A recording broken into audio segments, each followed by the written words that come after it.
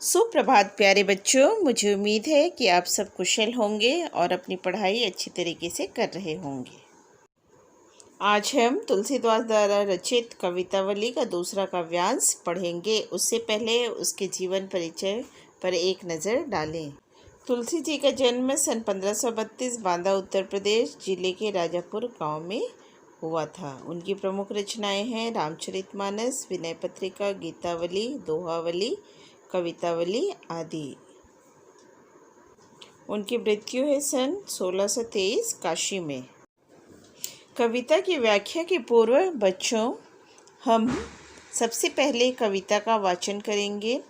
खेती न किसान को, भिखारी को न भीख बली, बनिक को बनिज, न चाकर को चाकरी, जीविका विहीन लोग सिद्ध्यमान सोच बस, कहें एक एक अंसो कहाँ जाई का करी। वेद हूँ पुराण कही, लोक हूँ बिलोकियत, साकरे सबय पे राम रावरे कृपा कर। दारिद दशानन दबाई दुनि दीन बंधु, दुरित दहन देखी तुलसी हाहा करी। कविता में आए कठिन शब्द के अर्थ देखें। सिद्ध्यमान दुखी, बिलोकियत देखा हुआ, साकरे अर्थात विपत्ति संकट, रावरे आपकी, दरिद्रता या गरीबी, दहन नाश। आइए बच्चों, अब हम कविता की व्याख्या सुने। काव्यांश की पहली पंक्ति है, खेती न किसान को, भिखारी को न भीख बली।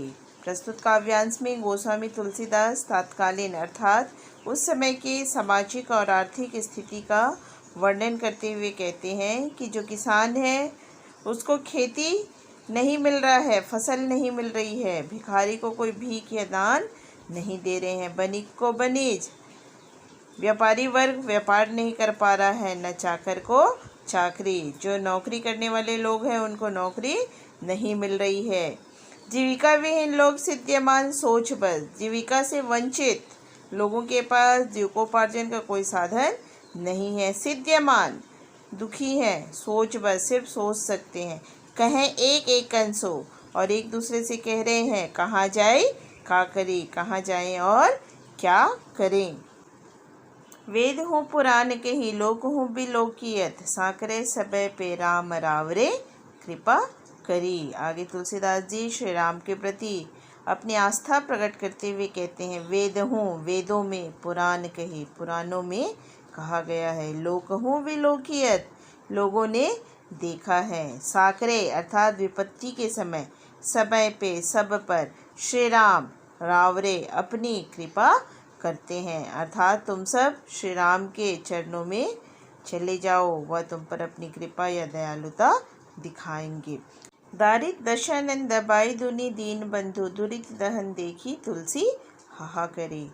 आगे की पंक्तियों में तुलसीदास जी कहते हैं, हे दीन दयालु, आज दरिद्रता रूपी अर्थात गरीबी रूपी रावण ने सारी दुनिया को अपने चंगुल में फंसा लिया है। चारों ओर पाप की ज्वाला जल रही है, उसे देख करके सब ओर त्राही त्राही मची हुई है, सब हाय हाय कर रहे हैं। कविता की व्याख्या के पश्चात बच्चों, अब हम बोर्ड परीक्षा में पूछे जाने वाले प्रश्नों पर चर्चा करेंगे। काव्यांश के आधार पर 3 तरह के प्रश्न पूछे जाते हैं। एक है विषय वस्तु पे आधारित, दूसरा अर्थ ग्रहण और तीसरा है काव्य सौंदर्य पे आधारित प्रश्न। आइए बच्चों, अब हम इस काव्यांश खेती न किसान को के आधार पर अर्थ ग्रहण प्रश्न देखें। प्रश्न पहला है, काव्यांश में किन किन वर्गों का वर्णन है। दूसरा प्रश्न है, लोग चिंतित क्यों हैं तथा वे क्या सोच रहे हैं, वेद और पुराण में क्या कहा गया है। और चौथा प्रश्न है, तुलसीदास ने दरिद्रता की तुलना किससे की है तथा क्यों। तो यहाँ पे मैंने सबके उत्तर लिख दिए हैं, आप चाहें तो इसे देख सकते हैं। आइए बच्चों, अब इस काव्यांश के काव्य सौंदर्य पर चर्चा करें। पहला है भाव सौंदर्य, जिसमें आपने पाया है कि श्री राम ही सारी विपत्तियों का संहार करने वाला है, ऐसा तुलसीदास जी कहते हैं। शिल्प सौंदर्य, प्रस्तुत काव्यांश की भाषा ब्रज भाषा है। भाषा शैली गयात्मक व संगीतात्मक है। शब्दों का चयन कवि ने बहुत ही सुंदर ढंग से किया है, जिससे काव्य की सुंदरता बढ़ गई है।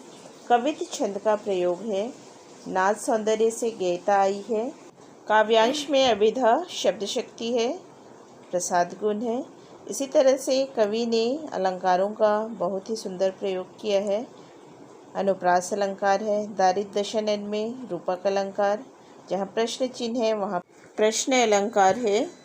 उदाहरण, कहें एक एकन सो कहाँ जाए का करी।